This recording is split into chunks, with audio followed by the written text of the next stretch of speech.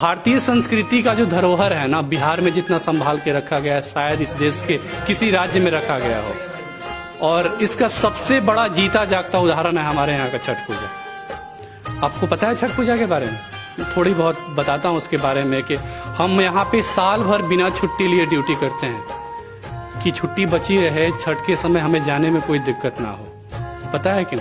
जब हम गोरखधाम एक्सप्रेस में बैठते हैं ना अपने घर जाने के लिए, उस समय हमारी सारी हिंदी अंग्रेजी खत्म हो जाती है, वहीं पे भोजपुरी स्टार्ट हो जाती है।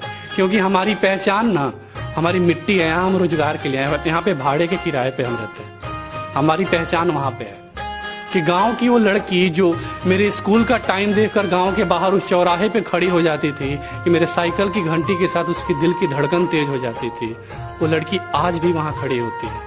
और सिर्फ इसलिए, सिर्फ साल में एक बार छठ पूजा के समय, क्योंकि उसे पता है कि लड़का चाहे कुछ भी हो जाए छठ के समय तो आएगा। छठ पूजा हमारे लिए पर्व नहीं है, हमारा इमोशन है, हमारे रग रग में दौड़ता है छठ पूजा। कि शाम को जब माँ के साथ हम माथे पे दौरा लेके जाते हैं ना शाम घाट पे, ऐसा लगता है छठ माता माँ के चेहरे में समाहित हो जाती है। कि उस दृश्य को का आप अनुभव कर पाइएगा, शायद अगर अनुभव कर पाइएगा तो पता चलेगा कि आपको कि बिहार है क्या।